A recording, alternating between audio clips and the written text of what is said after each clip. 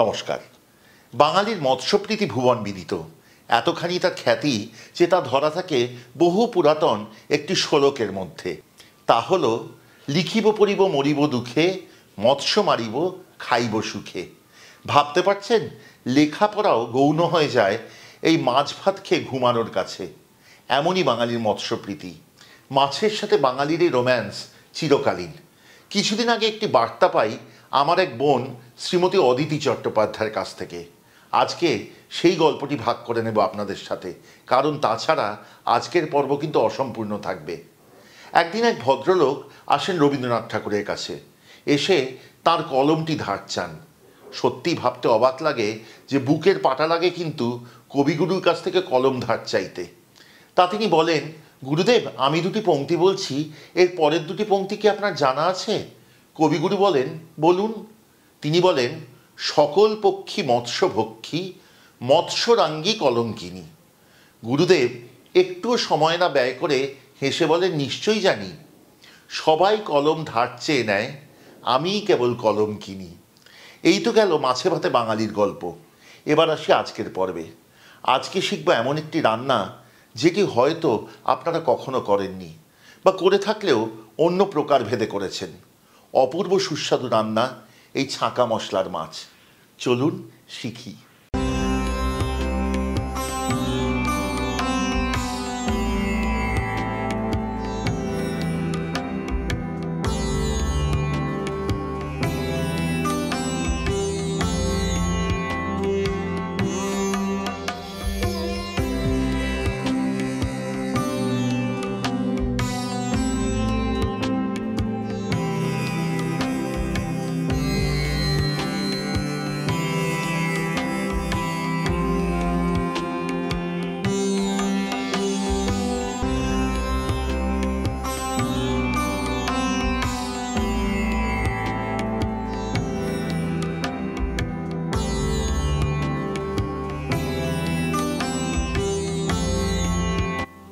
ছাঁকা মশলার মাছ কিন্তু আদপেই একটি অতি সহজ এবং অতি সুস্বাদু রান্না।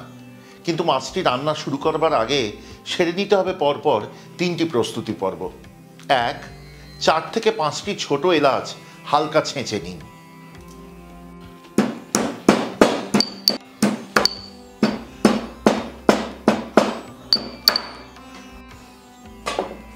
2.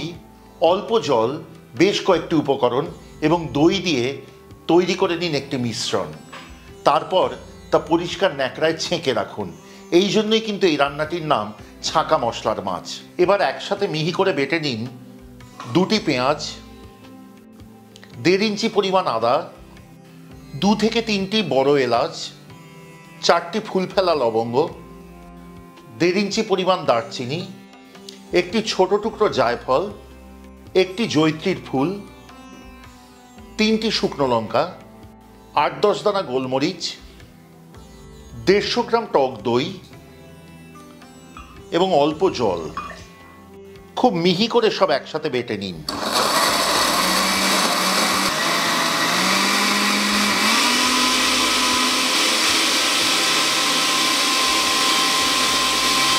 এবার একটি বাটিতে পেতে নিন একটা পরিষ্কার কাপড়। সেখানে ঢেলে দিন এই মশলার মিশ্রণটুকু এবং তা ভালো করে ছেঁকে নিন। এই জন্যই কিন্তু রান্নাটির নাম ছাঁকা মশলার মাছ।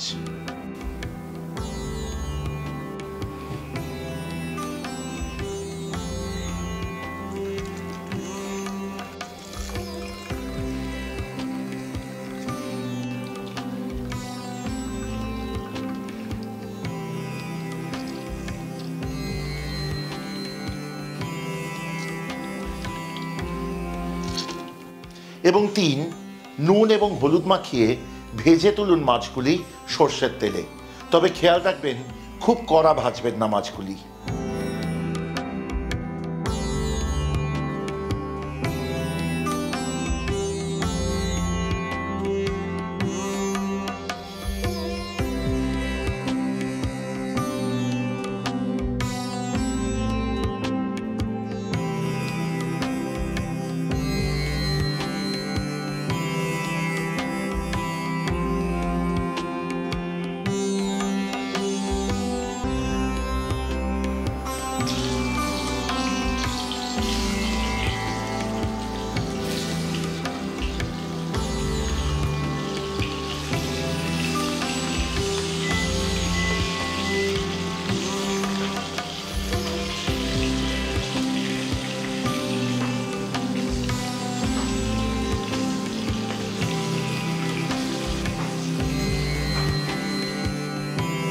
মাছ ভাজবার সময় হলুদ দিয়েছি, কিন্তু এই রান্নায় কিন্তু হলুদ পড়বে না, রান্নাটির রঙও হলুদ হবে না। তাই শতরূপা বন্দ্যোপাধ্যায় বলছেন এবার কড়াই পাল্টানোর পালা। ঢেলে দিন সর্ষের তেল এবং সাথে 1 চামচ ঘি। এবার প্রথমেই এতে দিয়ে দিন অল্প করে চিনি, তার সাথে দিন 2টি তেজপাতা, 7 থেকে 8 দানা গোটা গোলমরিচ এবং তার সাথে আগে থেকে ছেঁচে রাখা এলাচ।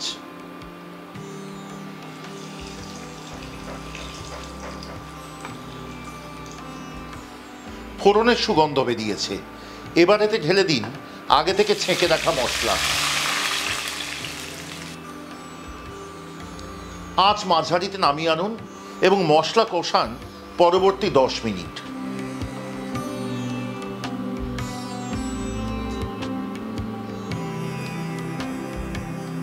প্রায় 10 মিনিটের মাথায় দেখবেন ঝোল অনেকটা গাঢ় হয়ে এসছে এবং পেঁয়াজ এবং আদার কাঁচা গন্ধ পুরোপুরি চলে গেছে। ঘর দেখবেন মশলার সুগন্ধে ভরে উঠেছে। এবার এতে ঢেলে দিন গরম জল ও যোগ করুন স্বাদ অনুসারে নুন।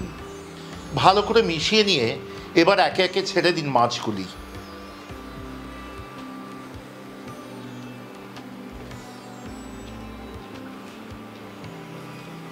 মাছ যোগ করার অল্পক্ষণের মধ্যেই একবার উল্টে দিন মাছগুলি এবং তারপর হতে দিন পরবর্তী 7 থেকে 8 মিনিট।